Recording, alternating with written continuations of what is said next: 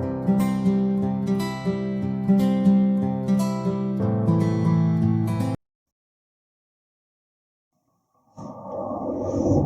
Back to my YouTube channel guys. आज हम लोग स्टार्ट करेंगे अरिथमेटिक प्रोग्रेशन, जो अपना एनसीईआरटी का चैप्टर नंबर 5 है, क्लास 10th। ओके, इससे पहले मैंने ऑलरेडी बहुत सारे चैप्टर को कवर कर चुका है, जिसमें सबसे पहले मैंने first chapter, second chapter, third and fourth chapter के ऑलरेडी वीडियोस अपलोड कर दिया था। हालांकि वो जो वीडियोस हैं वो बोर्ड में पढ़ाकर हमने नहीं बनाया है, पर कॉपी के थ्रू हम लोगों ने उसको बहुत अच्छा प्रोवाइड करवाया है आप लोग को कंटेंट। और मेरे हिसाब से अगर आप उतना ही कंटेंट को बहुत अच्छे से पढ़ते हैं तो ये आप लोग के लिए बहुत सफिशियंट रहेगा। ओके, इसके बाद मैंने आप लोगों का जैसे कि ट्रिग्नोमेट्री हो गया, एप्लीकेशन ऑफ ट्रिग्नोमेट्री हो गया, इसको बहुत अच्छे से बेसिक से लेकर एडवांस तक जितना भी क्वेश्चन आ सकते हैं, जो भी चांसेस हैं, ये सारे को कवर किया है। और उसी में मैंने अरिथमेटिक प्रोग्रेशन एक चैप्टर जो है वो मेरे से छूट गया था, और एक दो चैप्टर है जैसे ट्राइंगल हो गया, सर्कल हो गया, तो इसको धीरे धीरे कवर करेंगे एक एक पार्ट में। और वीडियो में जो भी कंटेंट मिल रहा है आप लोगों को, ये एकदम जेन्युइन है कि ऐसा है कि इसको आप अच्छे से पढ़िए तो आप लोगों का बोर्ड के एग्जाम में ज़्यादा दिक्कत आने वाली नहीं है। मैं तो ये कहूँगा कि वीडियोस को अच्छे से ध्यान से पढ़ो, और इसके जो भी कंटेंट मैं दे रहा हूँ, जो भी पढ़ा रहा हूँ, उसको अच्छे से अगर पढ़ते हैं तो आपका एग्जाम और आपका जो भी क्वेश्चंस होंगे वो बहुत अच्छे से बनेंगे। आई होप आपको मेरे वीडियो समझ आ रहे होंगे। तो इसी सीरीज में आज हम लोग स्टार्ट करेंगे अरिथमेटिक प्रोग्रेशन। ओके, और अरिथमेटिक प्रोग्रेशन बहुत ही अच्छा चैप्टर है, इसको बहुत कंसेप्चुअल और एकदम बेसिक लेवल से स्टार्ट किया है मैंने, और धीरे धीरे मैं चैप्टर्स को सारे कवर करवाते रहूँगा। ओके, तो आइए देखते हैं आप अपन लोग अरिथमेटिक प्रोग्रेशन, और स्टार्ट करते हैं। चलिए, let us start with the chapter arithmetic progression. Okay, arithmetic progression को हमने ऑलरेडी पढ़ चुका है, व्हाट इज अरिथमेटिक प्रोग्रेशन। ठीक है, देखो अरिथमेटिक प्रोग्रेशन का मतलब क्या होता है। देखो, जैसे मैंने बोला, सपोज मान लो कि यहाँ पर कोई भी एक स्टूडेंट है, ठीक है, मैंने बोला कि तुम्हारे को मैंने 100 रुपए दिया एक मंथ में, ठीक है, मैंने बोला कि तुमको मैं हर मंथ 100 रुपए दूंगा, ठीक है। अब मैंने पहले मंथ उसको कितना दिया, 100 रुपए दिया, उसके अगले मंथ में क्या दिया, 100 रुपए दिया, उसके अगले मंथ में कितना दिया, 100 रुपए दिया। तो ये क्या हो गई, एक ऐसी सीरीज हो गई जो क्या हो गई है, कंटिन्यूस बढ़ते जा रही है। ठीक है, अब सपोज मान लो कि मैंने बोला कि मैं तुमको पहले महीने में 100 रुपए दूंगा, और उसके अगले महीने से मैं तुमको 10-10 रुपए बढ़ा बढ़ा कर दूंगा। तो देखो, सबसे पहले मंथ में किसी ने आपको कितना दिया, मैंने आप लोगों को कितना रुपए दिया, 100 रुपए दिया। जस्ट उसका सेकेंड मंथ में मैंने 10 रुपए बढ़ा कर दिया, मतलब कितना रुपए दिया आप लोगों को, 110 रुपीज। उसके अगले महीने में फिर मैंने 10 रुपए बढ़ा कर दिया, मतलब कितना दिया, 120 रुपीज। तो देखो बेटा क्या हो रहा है कि ये जो सीरीज है, मैंने बोला ना कि पहले मंथ में मैंने आपको 100 रुपए दिया, उसके बाद 10 रुपए बढ़ा कर दिया, उसके बाद और 10 रुपए बढ़ा के दे दिया। मतलब तुम देख रहे हो कि एक फिक्स्ड नंबर पे तुम्हारी क्या हो रही है, ये सीरीज बढ़ रही है। मतलब मैंने क्या बोला, सपोज मैंने बोला कि फर्स्ट मंथ में तुमको मैंने कितना दिया, 100 रुपए, ठीक है, उसके अगले मंथ में मैंने कितना बढ़ा कर दिया, 10 रुपए बढ़ा कर दिया, उसके बाद मैंने क्या दिया, फिर 10 रुपए बढ़ा दिया। ऐसे ये बढ़ते जाएगा बढ़ते जाएगा बढ़ते जाएगा। ठीक है, अब ये कब तक दे रहा हूं मैं, अभी इसकी बात नहीं कर रहा हूं। तो अरिथमेटिक प्रोग्रेशन का मतलब ये होता है कि कोई एक ऐसी सीरीज जो क्या हो, कंटिन्यूअसली एक सेट ऑफ नंबर्स में बढ़े। ऐसा नहीं कि कभी मैं 10 बढ़ रहा हूं, कभी मैं 12 बढ़ रहा हूं, या कभी 15 बढ़ रहा हूं, ऐसा नहीं होगा। ठीक है, मतलब एक सेट ऑफ नंबर्स में जो बढ़ता है उसको क्या बोलते हैं, अरिथमेटिक प्रोग्रेशन। अब देखो इनके बीच का डिफरेंस देखो कितने का है, 10 का, इसका 10 का, और इधर भी बढ़ते जाएगा तो सबका डिफरेंस क्या होता है, 10। मतलब अरिथमेटिक प्रोग्रेशन जो है एक ऐसे लिस्ट ऑफ नंबर होती है जिसके बीच का डिफरेंस क्या होता है, सेम रहता है। क्या होता है, सेम रहता है। इसीलिए हम लोग अरिथमेटिक प्रोग्रेशन में इस डिफरेंस को क्या बोलते हैं, कॉमन डिफरेंस। क्या बोलते हैं, कॉमन डिफरेंस। और इसको किस चीज से डिनोट किया जाता है, स्मॉल डी से। ठीक है, स्मॉल लेटर का डी से। जैसे मैंने बोला, सपोज मान लो कि तुम लोग में से कोई एक 12th पास आउट होने के बाद क्या गया, किसी कंपनी में गया, एक इंटरव्यू दिया, और उसके बाद फिर क्या हुआ, उसमें सिलेक्ट हो गया। तो वहां के तुम लोगों को मैनेजर ने बोला या फिर वहां का बॉस ने बोला कि मैं तुमको क्या सैलरी दूंगा, सपोज मान लो कि 8,000 रुपए तुमको मैं सैलरी दूंगा, 8,000 पर मंथ तुम्हारी क्या रहेगी, सैलरी रहेगी, और हर साल मैं इस सैलरी को क्या करूंगा, बढ़ाते रहूंगा।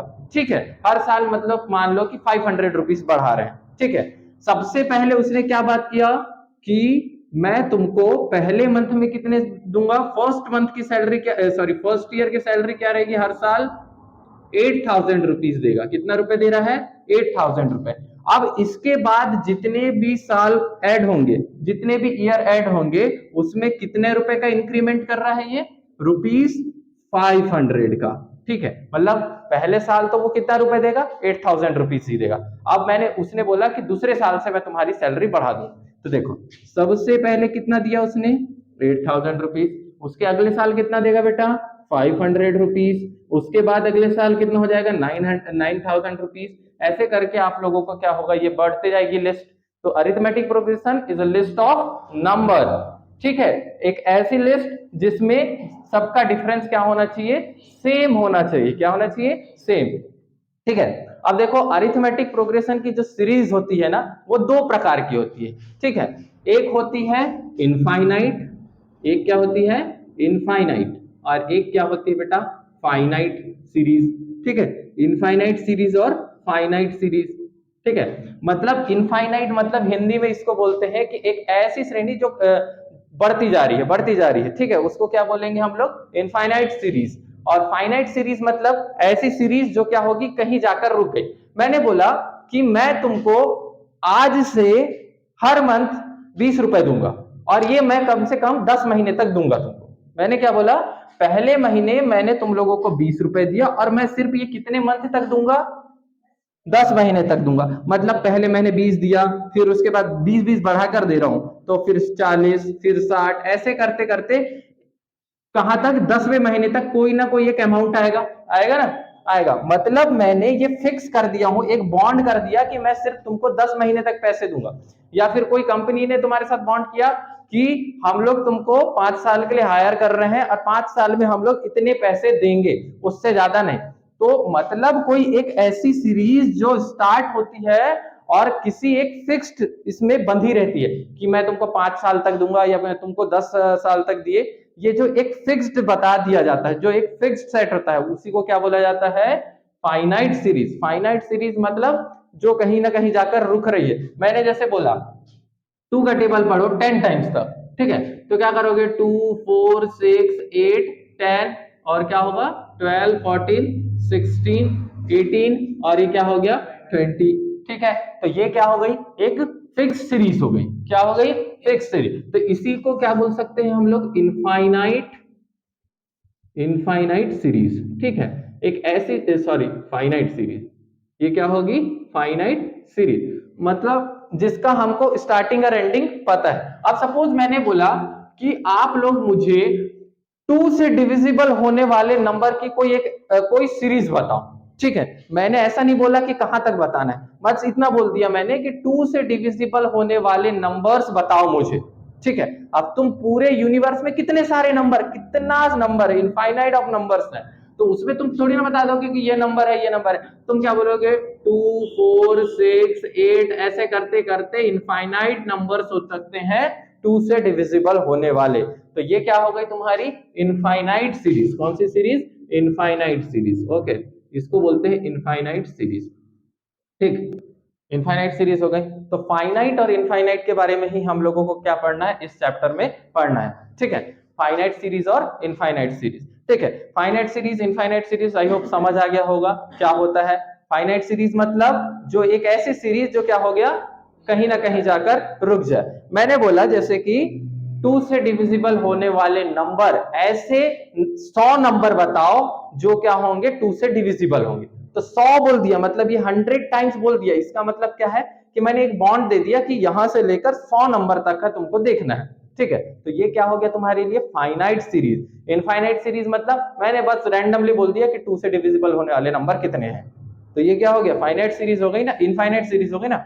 तो यही होता है arithmetic progression. Arithmetic progression is a list of number, और इस लिस्ट ऑफ नंबर में क्या होता है, हर नंबर के बीच का डिफरेंस क्या होना चाहिए, सेम होना चाहिए। और इसी डिफरेंस को कैसे पता करते हैं, सपोज मान लो कि मेरी ये सीरीज है 100, 110 और ये क्या होती है 200, 120, तो इनका कॉमन डिफरेंस निकालते कैसे हैं, सेकेंड टर्म, ये कौन सी टर्म होती है, सेकेंड टर्म, देखो ये क्या होती है सेकेंड टर्म, ये क्या होती है फर्स्ट टर्म, और ये क्या होती है थर्ड टर्म। ऐसे सब एक एक नंबर्स को क्या बोलते हैं, टर्म्स बोली जाती है। क्या बोली जाती है, टर्म्स बोली जाती है। जैसे ये देखो, ये क्या हो गई पहली टर्म, ये क्या हो गई दूसरी टर्म, ये क्या हो गई तीसरी टर्म। ऐसे ही जो भी आगे सीरीज में आएंगे ये सब क्या कहलाते हैं, तुम्हारे टर्म्स कहलाते हैं। क्या कहलाते हैं, टर्म्स कहलाते हैं। अब सपोज मान लो कि हमको देखना है कि ये सही में अरिथमेटिक प्रोग्रेशन है या नहीं, तो हम लोग चेक करेंगे इसको। तो कॉमन डिफरेंस से चेक करते हैं, तो a2 माइनस a1, मतलब सेकेंड टर्म से पहली टर्म को घटाओ, तो क्या हो गया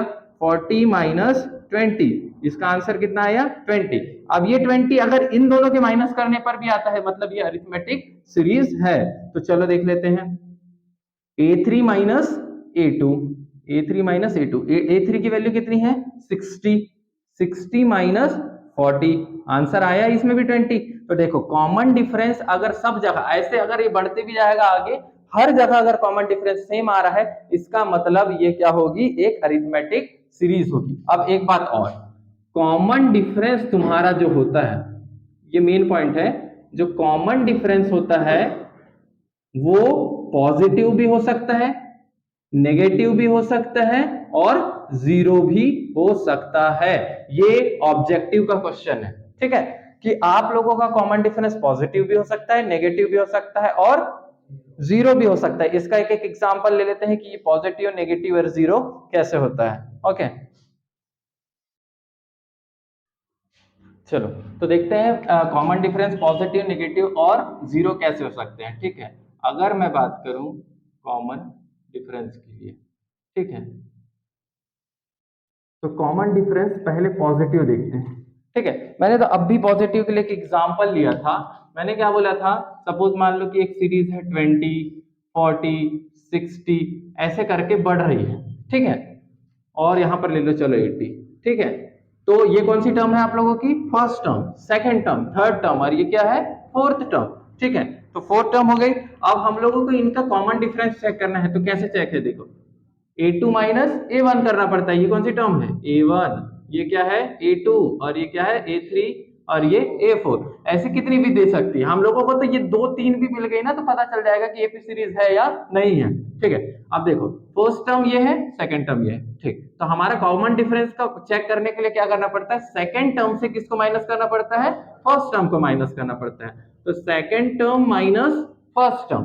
अब सेकंड टर्म क्या है आप लोगों की 40, और ये क्या है 20। तो ये देखो 40 माइनस 20 कितना हो गया 20। अब भी थोड़ी देर पहले सॉल्व करके बताया था। अब ये एक से संतुष्टि नहीं हो सकती अपनी, क्योंकि एक ही से पता थोड़ी ना चलेगा कि एक एपी सीरीज है या नहीं। ठीक, अब सपोज मान लो मैंने बोला एक बार a2 माइनस a1 कर दिए, तो एक बार कर लेते हैं a3 माइनस a2, इससे इसको माइनस करते हैं, इससे इसको करते हैं, तब पता चलता है। तो देखो 60 माइनस 40, तो कितना हो जाएगा ये भी 20। मतलब दोनों जगह हमारे जो कॉमन डिफरेंस क्या आ रहे हैं, वो पॉजिटिव आ रहे हैं, आ रहे हैं ना पॉजिटिव। ओके, सपोज मान लो कि मैं अगर निगेटिव के लिए एक दे लेता हूं, ठीक है, अगर मैं नेगेटिव के लिए ले लेता हूं कि नेगेटिव कैसे होता है, ठीक है, कॉमन डिफरेंस नेगेटिव कैसे हो सकता है। तो चलिए, जैसे मान लो मैंने बोला 10, ठीक, उसके बाद 8, उसके बाद 6, उसके बाद 4, और ऐसे करके सीरीज जा रही है। ठीक है, अब देखते हैं कि ये सीरीज है या नहीं है एपी की। ठीक है, तो सबसे पहले कॉमन डिफरेंस चेक करो, a2 माइनस a1, ये a2 है, तो a2 माइनस a1 चेक करो, तो a2 की वैल्यू कितनी है 8, माइनस इसकी वैल्यू कितनी है 10, तो इसका डिफरेंस कितना है -2। अब ये एपी सीरीज होगी तो इनका भी डिफरेंस -2 आना चाहिए। ठीक है, तो देखो यहाँ पे डी a3 माइनस a2, अब a3 माइनस a2 है तो क्या करेंगे 6 माइनस 8, तो ये हो गया 6 माइनस 8, तो इसका भी डिफरेंस कितना है बेटा -2। मतलब ये भी एपी सीरीज है, और ये क्या है नेगेटिव दे रही है, नेगेटिव दे रही है ना। ठीक है, अब चलो अपन लोग क्या कर लेते हैं, एक जीरो के लिए देख लेते हैं। चलो ठीक है, जीरो में क्या है, जैसे मान लो कि आपकी सीरीज है ये जीरो के लिए मैं देख रहा है, ठीक है, जीरो के लिए अगर सीरीज देखना है तो सपोज मान लो कि 1 1 1 1 ऐसे करके कोई सीरीज बढ़ रही है, ठीक है, बढ़ रही है ना, ठीक। तो इसमें अगर हमको कॉमन डिफरेंस देखना है तो क्या करेंगे, d is equals to a2 minus a1, ठीक। तो a2 माइनस a1, तो 1 माइनस 1 कितना हुआ, 0, ठीक है, खा जाओ तुम तो मैथ्स को, ठीक है। उसके बाद यहां पर से a3 माइनस a2,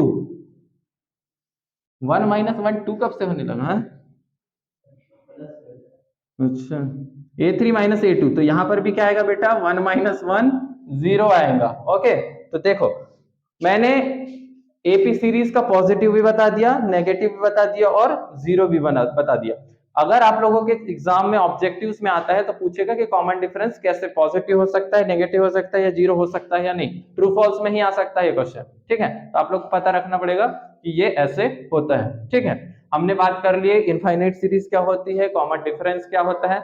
अब देखो ये जो थोड़ा सा इनको और क्लैरिफाई करके पढ़ते हैं कि सपोज मान लो कि यहाँ पर जो ये मैं first term, second term, third term और फोर्थ टर्म बता रहा, ये होता क्या है। जैसे मान लो कि बेटा तुम देख रहे होगे तो ये क्या है, a1, ठीक है, फिर क्या हुआ, उसके बाद a2 आता है, उसके बाद क्या आता है, a3 आता है, और उसके बाद a4 और a5, ऐसे करके आप लोगों की सीरीज बढ़ती है, ठीक है, एपी सीरीज बढ़ती है। अब सुनो, अगर मैं इस सीरीज में देखूं तो एक जनरल फॉर्म होता है, किसका, general form of AP series, इसके बारे में भी क्वेश्चन आता है, right the general form of AP series. तो एपी सीरीज का जो जनरल फॉर्म होता है वो क्या होता है, ए प्लस डी, फिर क्या होता है a प्लस 2d, उसके बाद a प्लस 3d, और ऐसे करके ये बढ़ते जाता है। इसका मतलब क्या होता है, इसका कुछ और मतलब नहीं होता, ये जो होती है वो तुम्हारी क्या है, फर्स्ट टर्म, इसीलिए क्या बोलते हैं, जो ये a1 है यही क्या है, a है, क्या है, a1 ही a है। यहाँ पर जो a2 है, ये जो a2, इसका मतलब होता है a प्लस डी, ठीक है। तो a2 को हमेशा आप क्या कहेंगे, a प्लस डी। अब a3 को क्या बोलेंगे, a3 को बोलेंगे a प्लस 2d, और a4 को क्या बोलोगे, a प्लस 3d। इसको याद करने का तरीका कैसे है कि अगर यहाँ पर 2 है तो उससे एक कम, 3 है तो उससे एक कम, 4 है तो उससे एक कम, ठीक है। अब ये सही में कैसे है, तो यहाँ पर चेक कर लो कि इसको सही में ऐसा हो रहा है कि नहीं। देखो अभी तुम लोग का क्या है, फर्स्ट टर्म क्या है तुम्हारी, 20 है, ठीक है, 20 है ना। अब इसका जो कॉमन डिफरेंस है वो कितना है, 20। तो इधर देखो, इस 20 को इस 20 में जोड़ो तो यहाँ पे 40 मिल रहा है, मिल रहा है। अब ये 40 में 20 जोड़ो 60 मिल रहा है, उसके बाद ये 60 में 20 जोड़ो 80 मिल रहा है। वही तो बात है कि कॉमन डिफरेंस को जोड़ना पड़ता है मल्टीप्लाई करके, समझ गए ना, ठीक। तो ऐसे निकाला जाता है। तो ये general form of an AP series क्या होती है, ए प्लस डी, ए प्लस 2d, ए प्लस 3d और ए प्लस 4d, ठीक है।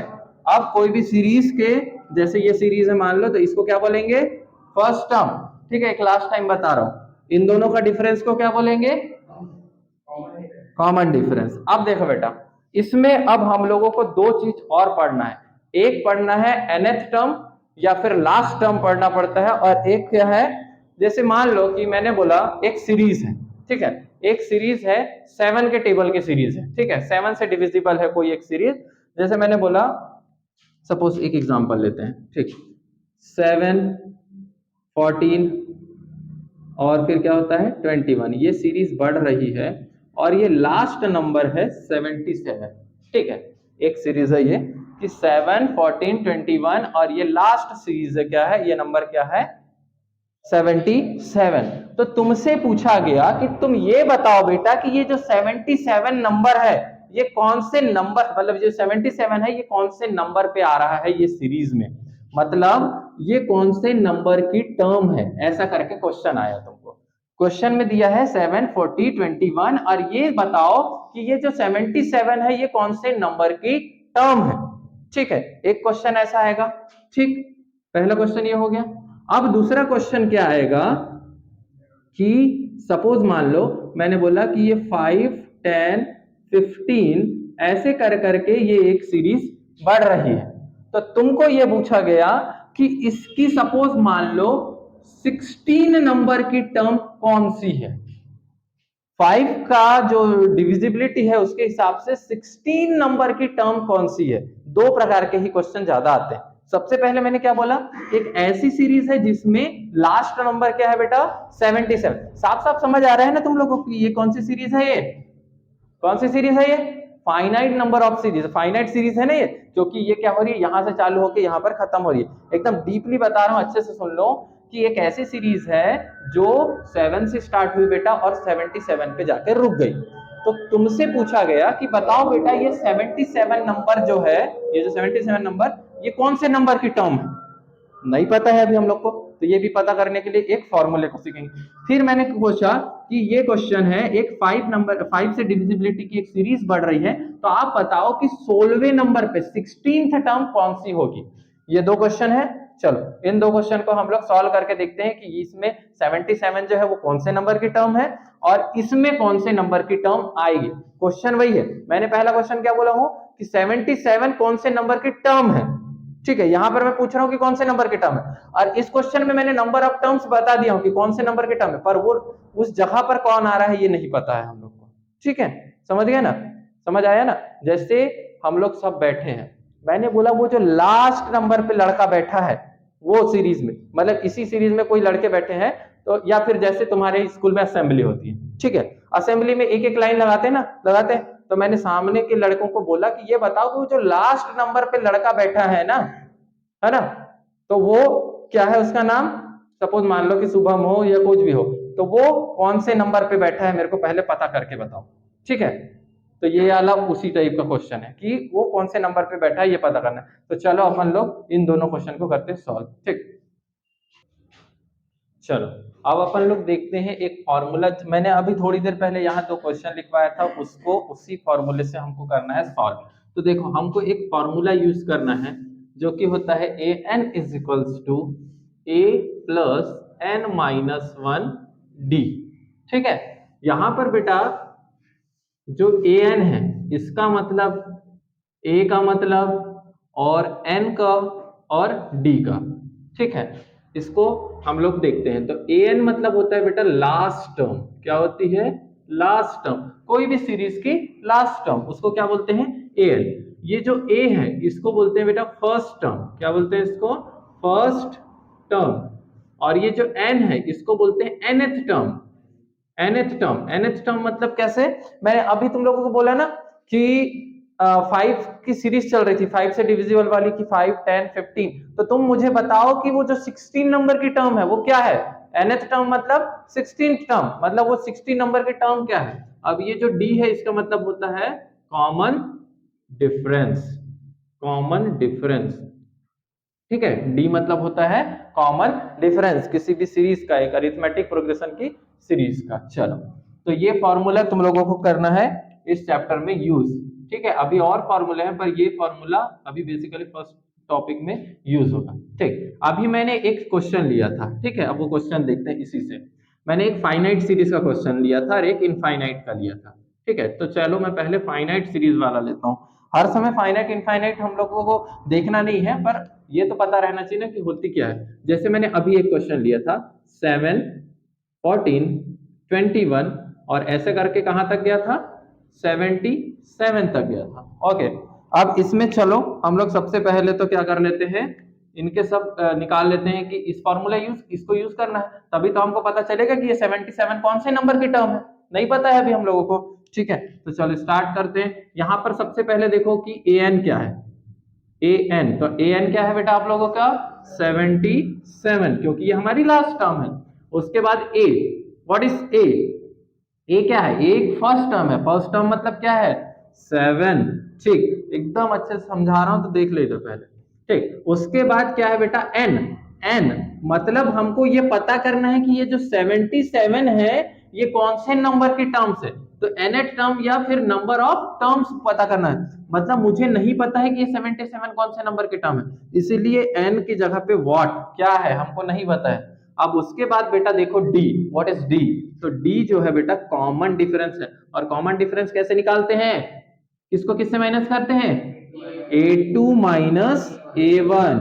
ओके, और देखो a2 माइनस a1 क्या है बेटा यहाँ पे 14 माइनस 7, तो आंसर कितना आ रहा है 7, मतलब डी की वैल्यू कितनी है 7। ये एपी सीरीज है, इतना तो पता है। अब चलो हम लोगों को क्या पता करना है, इस एन की वैल्यू पता करना है। ठीक है, तो एन की वैल्यू पता करने के लिए चलो हम लोग सॉल्व करते हैं इसको।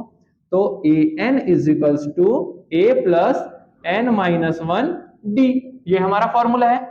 जो जो वैल्यू हमारे पास है सब रख दो, तो 77 हो गया यहां पर, इज इक्वल्स टू ए की वैल्यू क्या है 7 प्लस एन की वैल्यू पता है कि आप लोगों को नहीं पता है। देखो जब एन की वैल्यू पता नहीं है तो उसको ब्रैकेट में रख दो, कोई छेड़खानी नहीं करना कि डी के साथ मल्टीप्लाई कर दे। जैसे यहाँ पे डी क्या है 7, तो इसको इसके साथ मल्टीप्लाई करके अपना काम मत बढ़ाना, इसको जैसे को वैसा रख दो। अब इधर देखो 7 इधर आया तो 77 माइनस 7, प्लस में था इस साइड आया तो माइनस, इज इक्वल्स टू ये क्या है बेटा n माइनस 1 और मल्टीप्लाई में 7। अब इधर देखो 77 में से 7 गया, कितना बचेगा 70।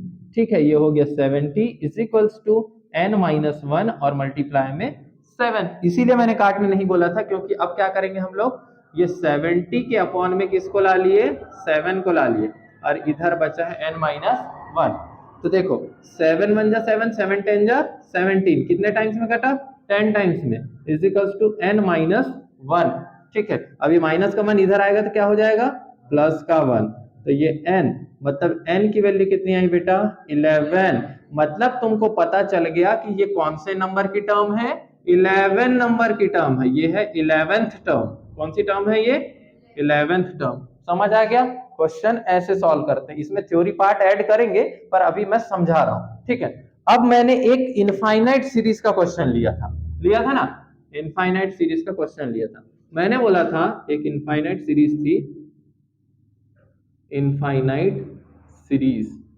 ठीक, इनफाइनाइट सीरीज का क्वेश्चन क्या था बेटा कि 5 10 50 20 और कहां तक गया था ये तो नहीं पता था हम लोग को। ठीक है, पर क्वेश्चन में ऐसी एक सीरीज दी है। और सुनो एक बात याद रखो, यहां पर कितने टर्म्स देते हैं, यहां पर मैंने 4 टर्म ले लिया, यहां 3 टर्म ले लिया, इट डजंट मैटर। ओके, कि मैंने यहाँ पे 4 टर्म ले लिया, यहाँ पर 3 टर्म लिया तो कुछ गड़बड़ तो नहीं हो जाएगी। हम लोगों को तो किससे मतलब है, हमको तो सिर्फ ये 2 टर्म या 3 टर्म से इतना से मतलब है, इसके आगे तो कितनी भी टर्म्स आए अपने को मतलब नहीं है इससे। ठीक है, तो वैसे ही है ये भी। अब क्वेश्चन में क्या आया है देखो, इस क्वेश्चन में ये बोला है कि ये एक इनफाइनाइट सीरीज है। ठीक है, इनफाइनाइट सीरीज है और इसमें बोला है कि a1 की वैल्यू क्या है यहाँ पर 5। ठीक, अब यहाँ पर जो तुम्हारी d की वैल्यू है वो क्या है, तो a2 माइनस a1 निकालते हैं, मतलब क्या हो गया 10 माइनस 5, मतलब कितनी है 5। अब इसके बाद d और क्या क्या पता करना पड़ता है, an पता करना पड़ता है an, तो हमको तो an का पता ही नहीं है, an पता करना है। और क्वेश्चन में बोला है कि तुम्हारा नंबर ऑफ n की वैल्यू जो है वो कितनी थी 16। मैंने बोला था ना कि 16 नंबर की टर्म इसमें क्या है पता करके बताओ मुझे। ठीक है, तो 16 नंबर की टर्म पता कर लेते हैं। चलो फॉर्मूला लगाते हैं अपन लोग, कौन सा वाला, A N is equals to A plus N minus 1 D. ठीक, एकदम इजी हो जाएगा। कैसा करेंगे, ए एन की वैल्यू पता है क्या, नहीं पता है, तो जैसे का वैसा। ए की वैल्यू क्या है 5, तो 5 का 5 रख दो, प्लस एन माइनस 1, तो एन की वैल्यू क्या है बेटा अपने पास 16, तो ये 16 माइनस 1। ठीक है, और ये डी की वैल्यू क्या है 5। ठीक है, ओके।